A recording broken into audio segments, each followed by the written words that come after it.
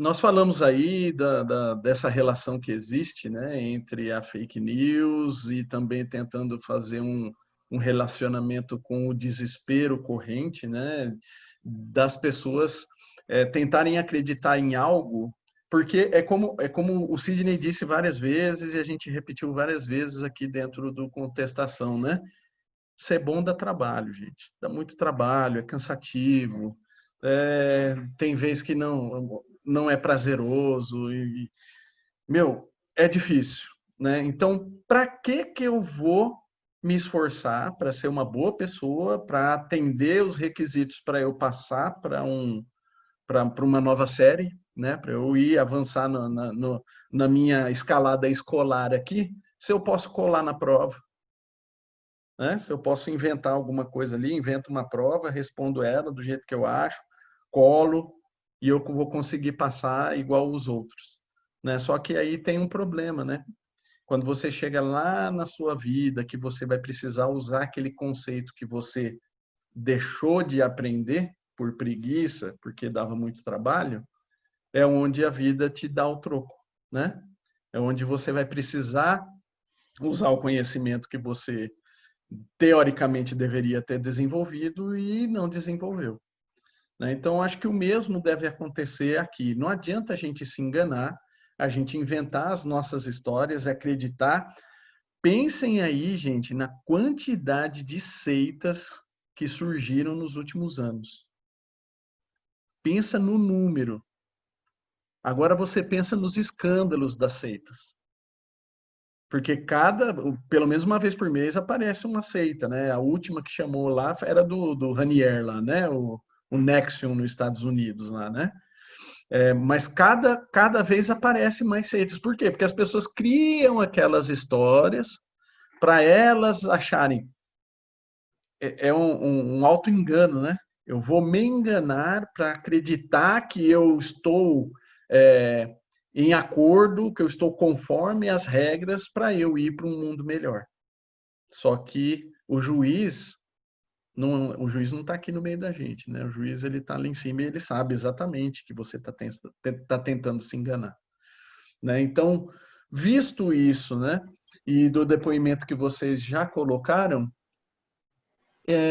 outro ponto aí que a gente vê também, né, é justamente tem essa questão das ideias, né, jogar as ideias para que as pessoas consigam vamos colocar assim, se safar, e concomitante a isso faz parte do pacote de ideias, é justamente não só fazer o que eu penso prevalecer, como eu desacreditar o outro, né? Isso também faz parte do jogo, né? E aí a gente vê a questão, por exemplo, das minorias, né? Por que as minorias são perseguidas? Porque para a gente poder estar de acordo com o que a gente pensa, a gente precisa tirar quem pensa diferente da frente, né? A gente tem que eliminar a concorrência. Com base nisso, José, o que você acha que essa composição que nós temos no mundo atualmente, eu vejo assim, vou ser otimista, já tivemos muito pior e agora eu vejo que as coisas estão começando a mudar, timidamente, mas estão mudando. Você acha que está havendo um despertar ou ainda a gente está nessa fase do tumulto, né? Eu, assim, as duas coisas, porque nós estamos no meio de um caldeirão, essa é a grande verdade. Assim, aquilo que já falei, a Cláudia falou agora há pouco, aquele famoso número mágico dos 7, 8 bilhões. De repente, nós estamos convivendo com de tudo um pouco simultaneamente. A questão é simultânea. Então, o que eu vejo é o seguinte, o que você falou agora há pouco, né? Vai lá na frente a vida vai cobrar. Eu entendo que nós estamos vendo a cobra comendo o seu próprio rabo. Vai chegar um momento que uma questão de evolução mesmo, um processo natural. A Carla já falou outra vez, a lei da destruição faz parte, é inerente. Tá? Não tem como escapar, é uma lei. Tá? Não é uma regra da destruição, é uma lei da destruição. Tá? Porque regra admite exceções, as leis não. Então eu entendo que nós estamos vivendo, assim, nós estamos no olho do furacão. Tá, por conta assim de ter várias pessoas, aquilo que você falou, de repente é a última esperança para muita gente. Tá? Vamos lembrar que nós estamos agora em vigília, mas daqui a pouco nós vamos dormir, a gente vamos fazer toda aquela parte de projeção, nós vamos nos encontrar com os nossos mentores, enfim, e aí a gente recobra um pouco da visão. Mas pensa, a gente tem essa noção, e quando a gente amanhã cedo, quando a gente despertar, a gente traz um pouco disso, né, imbuído no nosso subconsciente, interprete como quiser. Mas, gente, eu fico pensando, esses outros 7 bilhões, quando dorme, cara, deve bater um desespero nesse povo, que aí você se agarra a qualquer coisa, assim, qualquer artifício para se safar, como você disse, mas como eu disse agora, o termo é um artifício, artificial, não é uma coisa natural, não é uma coisa consistente. Então, insisto, nós estamos vendo a cobra comendo seu próprio rabo. Tem cura? Às vezes não, assim, num curto espaço de tempo não vai ter. Tá? Eventualmente vai, nós temos que pensar que nós somos seres eternos, todo mundo aqui é ser eterno, todo mundo vai evoluir, porque também é uma outra lei, a lei da evolução, não tem como escapar, é uma lei, não é uma regra. Então, uma lei de evolução, todo mundo vai ter que evoluir, mas todo mundo tem seu tempo de evolução. Então, o que eu vejo é o seguinte, o que pode estar acontecendo? Palpite, teoria. Tá? Estou aqui, agora elucubrando. Cara, vai acontecer que nem epidemia. Não estamos vendo uma agora, mas como é que você se cura de uma epidemia? Cara, às vezes tem que isolar. Isola e deixa. Se não tem a cura naquele momento, se nós não dispomos da cura, cara, qual é o jeito de você não contaminar todo mundo? Isola, cara, isola e paciência. Deixa perecer. Tá? Não é perecer assim, materialmente falando. A gente sabe que espiritualmente a coisa vai persistir. Eu só queria colocar um pouquinho sobre essa questão do Zé, que o Zé falou do desespero, né? Porque eu fui ao banco segunda-feira e aconteceu uma coisa que eu fiquei meio... Assim, achei fim da picada, mas assim... Agora, pensando nisso, né, vem essa reflexão.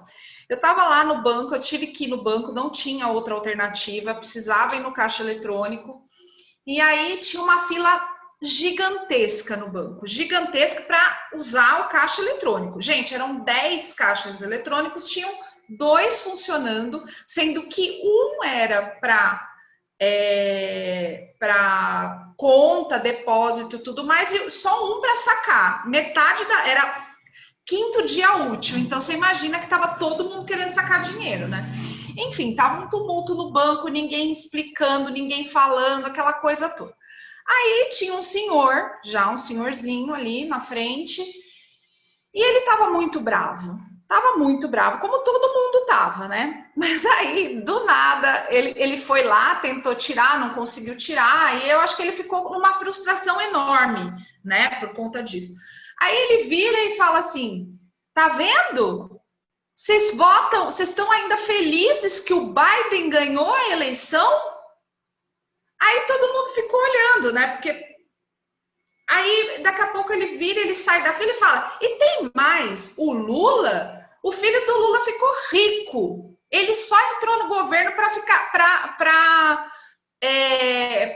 enriquecer o filho dele. Daí começou aquele burburinho. Mas, assim, gente, ninguém, assim, ia contestar, porque estava num clima, eu mesma, assim, minha vontade era de dar uma resposta ali para o homem, mas, assim, resposta que eu digo assim, era uma bobagem que ele estava falando, no sentido, gente, ele estava muito frustrado, porque ele não conseguiu tirar o dinheiro. Aí ele estava botando a culpa dele não conseguir tirar o dinheiro no Biden e no filho do Lula. Eu não estou defendendo nenhum nem outro, mas eu estou dizendo o seguinte, a frustração da gente, né, o fato da gente tá ali e ficar bravo, ficar nervoso, não te dá o direito de falar uma bobagem, mas ao mesmo tempo, a grande maioria das pessoas que estavam ali acharam que ele tinha falado uma bobagem, mas ninguém falou nada. Por quê? Porque, como o Zé disse, tem hora que é melhor isolar, porque se você fosse falar qualquer coisa, e ele estava querendo puxar briga, era essa a questão, essa era a intenção dele, ele queria que alguém repetisse. Teve uma hora que a mulher falou um pouquinho mais alto, ele já, o quê? O que você disse? Quer dizer, você percebia que ele queria puxar a faca para falar, porque ele, e na verdade, gente, o que ele estava? Ele estava frustrado, ele estava nervoso, porque ele não conseguiu fazer o que ele queria, assim como todas as outras pessoas que estavam ali. Mas a gente lida com a frustração de formas muito diferentes, né? Então, é difícil, você também tem que saber a hora de falar e de rebater, porque essas pessoas, na briga, não adianta, a gente tem que conversar e a gente tem que ser com muita amorosidade e paciência, gente, porque não dá. Por isso que eu não tenho essa amorosidade, essa paciência, né? Então, eu já nem me meto a falar, porque eu já perco a minha paciência e já falo, né? Mas existem pessoas que têm assim, e a gente precisa de mais gente assim. Mas isso também não dá o direito das pessoas de saírem falando o que elas acham, ou atacando quem elas querem atacar, simplesmente pelo fato delas estarem frustradas ou delas estarem simplesmente ali lutando para tentar evoluir, né? E querendo de qualquer jeito fazer os outros acreditarem, aceitarem, igual essas teorias. O Al-Qanon, né, nos Estados Unidos, é o que aquilo, gente? O Trump tentando lutar contra uma rede de pedofilia, sabe? Umas coisas assim que você fala, olha, eu sou fã do Arquivo X, que é tudo de base de teoria de conspiração, mas assim, são coisas tão absurdas que você fala assim, gente, não dá, não tem como, entendeu? Então é muito triste você ver chegar num ponto desse, né? E aí você precisa ver o que levou aquele senhor a ter aquele ataque. Primeiro, a frustração, talvez a ignorância, talvez não saber direito das notícias, talvez não se informar bem. Então, são uma série de coisas que levam as pessoas a agir dessa forma, né? É difícil analisar, assim. Fora o fato que, assim, sair à rua hoje é um exercício absurdo, né? Que você é atacado de todas as maneiras. Né? E eu acho que tem isso, o estopim, né? As pessoas não têm paciência para nada, né? Então, assim, às vezes você ser indelicado de passar na frente de uma pessoa, por exemplo, já é um motivo de estresse. Ou seja, uma coisa mínima, uma coisa muito pequena, transforma num problema enorme.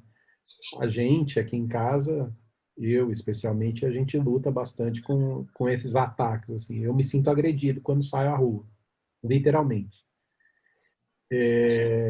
E a tendência é justamente essa, né? Você rebater. Só que se você olhar, a gente voltou para a Idade Média se fizer isso, né? Então, do tipo, não adianta, cara, você revidar, né?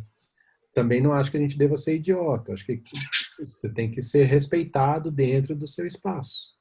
A gente tem um problema aqui com o vizinho, que inclusive aconteceu hoje, que, por exemplo, eu moro em casa e eu não consigo estacionar o meu carro na frente da minha casa, porque incomoda o vizinho que vai manobrar o caminhão dele. Então, assim, eu me sinto agredido com isso, entende? Porque, assim, cara, eu não posso, dia nenhum, eu não posso deixar o meu carro na frente da minha casa porque atrapalha ele, entende? Não acho cível isso, entende? O meu direito está sendo aviltado nesse momento. Mas é o tipo de coisa, é um negócio tão pequeno que, assim, eu vou arrumar confusão com o vizinho por causa disso, cara. Entende? Então, assim, eu sou obrigado a me ajustar. E nós somos obrigados, não é que somos obrigados, se a gente tiver essa percepção de que a gente não vai contribuir, não vai jogar gasolina no problema, a gente tem que dar esse passo atrás. Deixar o ego um pouquinho de lado. O que o ser humano hoje não está conseguindo mais sustentar é o adestramento social. A gente se adestrou no bom dia, boa tarde, boa noite, como vai, senhor, como vai, senhora, e a gente não é. Como diz Paulo, quem é e não espera para ser. Aquela historinha de que, se você é educado comigo, eu sou educado com você. Então você não é. Porque quem é não espera para ser. E o que o momento está levando a gente a não sustentar mais isso, esse adestramento. O Sidney está aí com um cachorro na mão, as minhas duas estão aqui. A gente fala assim, senta, ele senta. Deita, ele deita. E o adestramento social qual que é? É a máscara que a gente põe do educado, do bonzinho, do cristão, do espírita, do homem de bem. E não dá mais. A gente não vai conseguir mais sustentar isso. Então tá todo mundo nesse limite de mostrar quem é. Tudo aquilo que a gente foi engolindo, tudo aquilo que a gente foi botando para sufocando, tá explodindo. Por que, por exemplo, já que vocês estavam falando em política, por que o ser aqui no Brasil ganhou? Porque muita gente votou nele, eram pessoas que não declaram o voto. Por que o outro ganhou lá nos Estados Unidos antes desse? Porque são pessoas que não declaram voto. É um enrustido. Né? E a gente está vivendo essa época, já que a gente está falando da transição, acabou. Eu falo que daqui para frente é só loucura. Cada vez mais loucura. Porque a gente viveu tanto a vida dando uma de louco para viver, porque é bonito falar isso, né? As pessoas falam assim, eu dou uma de louco para viver. Então agora você vai ser louco mesmo. A loucura vai ser instaurada e você não vai ter controle nessa loucura. É horrível as pessoas falarem que elas dão uma de louca para viver. Ainda mais a gente que é espírita, né, se diz, né? Se traveste de espírita. E de cristão. E a gente está assumindo uma posição que a gente não sustenta. Eu costumo falar, se a gente for colocado num tribo, como os antigos cristãos, como que eles eram reconhecidos? As pessoas olhavam para eles e falavam assim, você é. Pelo jeito que elas andavam, pelo jeito que elas se relacionavam com as pessoas, pelo jeito que elas se portavam, elas não precisavam falar que elas eram. Quem os acusava falava assim, você é porque você é. Agora a gente aqui, a gente pode falar quantas a gente quiser que a gente não é. A gente passa ileso nesse tribunal, a gente não vai ser condenado. A gente não tem atitude cristã. A gente não tem atitudes cristãs. A gente ensaia, né, e dissimula bem. Né? E essa dissimulação que a gente vem vivendo, que a gente vem carregando nas costas, não dá mais. Não dá. A gente não consegue mais sustentar isso. Porque ser é diferente de ter. Muito diferente. Ter educação não é ser educado. Ter educação é ter. Eu tenho educação até que você seja educado comigo. Eu não sou educado. Nós somos um projeto de ser. Nós só seremos seres quando a gente passar desse mundo de regeneração. A gente ainda está engatinhando na pasta ali para começar a ser um ser. A gente não é puro sentimento. Ser é puro sentimento. E o que está acontecendo com os espíritas hoje? Os espíritas, o que eles mais querem agora é voltar a se abraçar. Eu quero voltar para o centro, que eu quero me abraçar, que eu quero beijar, que eu quero o toque, que eu quero o acolhimento, que eu quero estar junto de novo. Só que qual é o futuro da mediunidade, por exemplo? Não é só o sentimento? Não é a pura intuição? Por que a gente já não começa a exercer esse sentir o outro? Né? Olha como nós estamos aqui, se a gente apurar os nossos sentidos, a gente começa a sentir o clima de cada um. Só que a gente quer partir para o físico, a gente quer voltar aquele nosso quadradinho de perfeição, aquele adestramento que a gente vê, olha, vou para o centro, sento, tomo passe, dou passe, sento, abro o livro, fecho o livro. Como eu estava até falando para a Carla semana passada aqui no outro grupo que eu estava falando de aprendizado. O dogmático, né? Aquele aprendizado que eu sei todas as questões do livro dos Espíritos e não sinto. E muitos de nós acreditam numa coisa que a gente não sabe o que é. E acreditar no que não se sabe o que é fanatismo. E a maioria de nós é fanático. A gente se põe numa crença fanática, sem saber o que é. A gente faz cara de que sabe o que é. E fica nessa. Então, quando a vida vem e põe a gente à prova e fala assim, então, você diz que é espírita, você diz que é cristão. Então, vamos ver. Uma coisa que eu comento com a Carla, que eu acho inconcebível, ainda mais nesse momento de tanta morte, o espírita virar para a pessoa e falar assim, eu não tenho nada para te falar. Como um espírita não tem nada para falar da morte? Um espírita não tem nada para falar da morte. Isso é crime. Isso é um crime. E nós vamos responder por esse crime. Por esse crime da língua grande, de falar que a gente é o que a gente não é.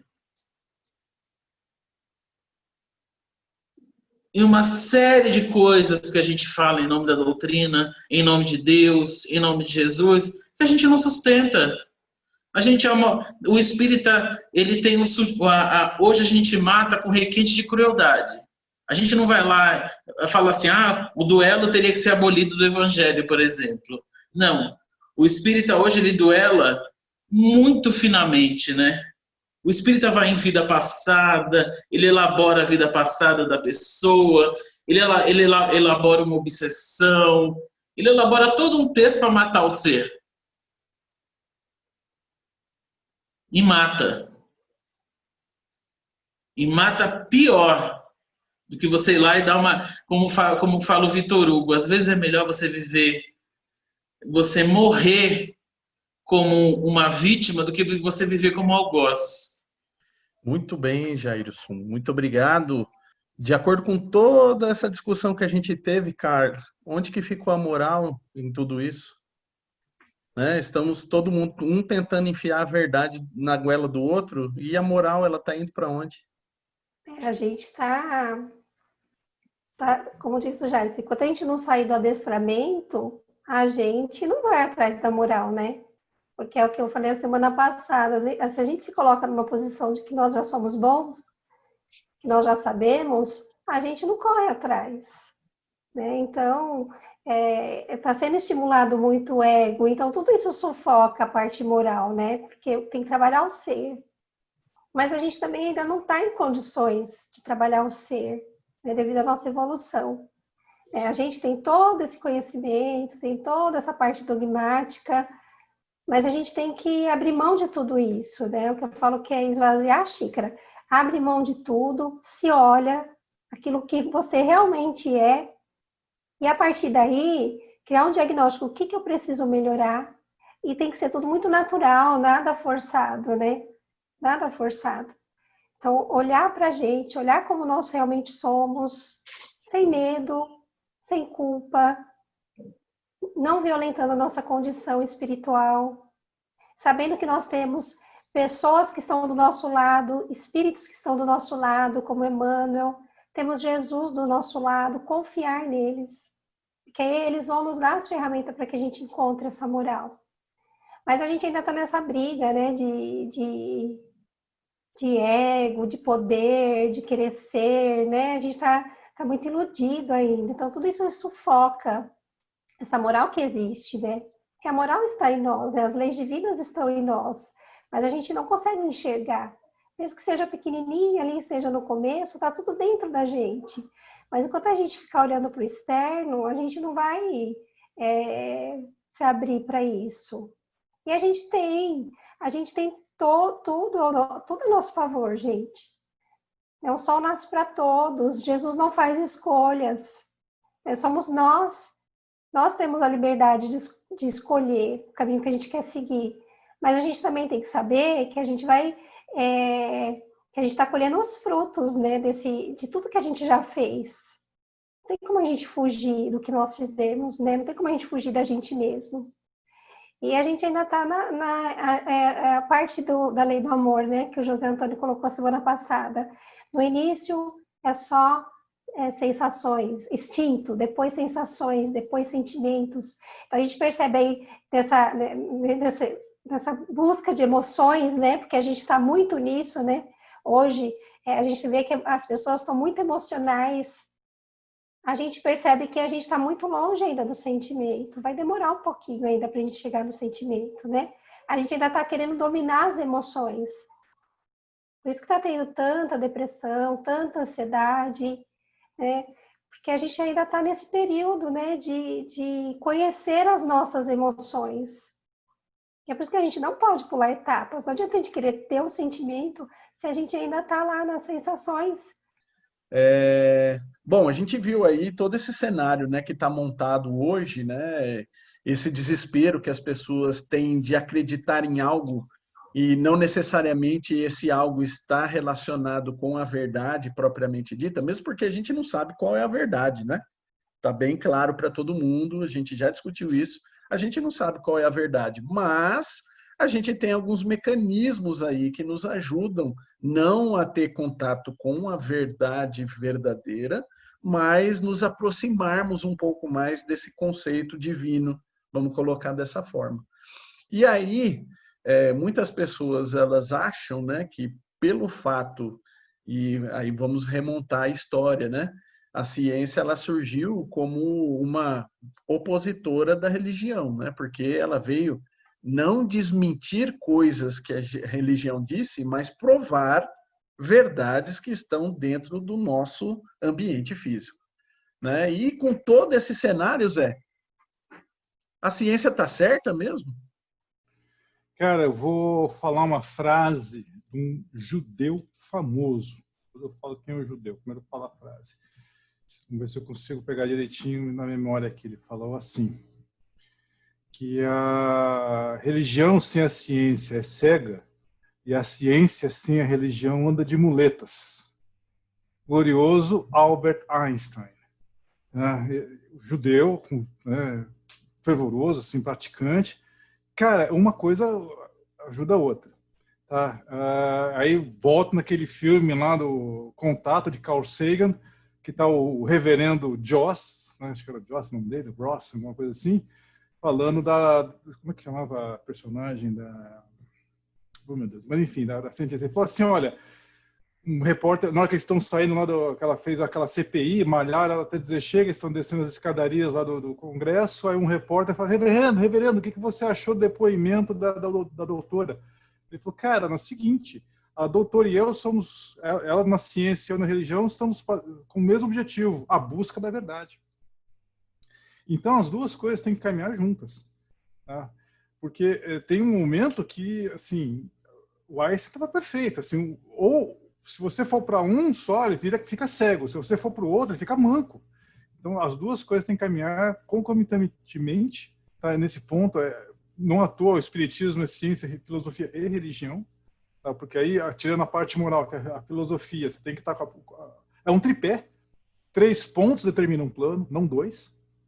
4 não fica bem determinado, pode ser aí fica aquela cadeira que fica toda hora balançando, porque tem que estar os 4 alinhadinhos. Mas 3 não, tripé é perfeito, cara. Se os 3 fazem o mesmo comprimento, determina um plano, você está bem fixado. Então, filosofia, religião e ciência. Tá? Espiritismo é isso.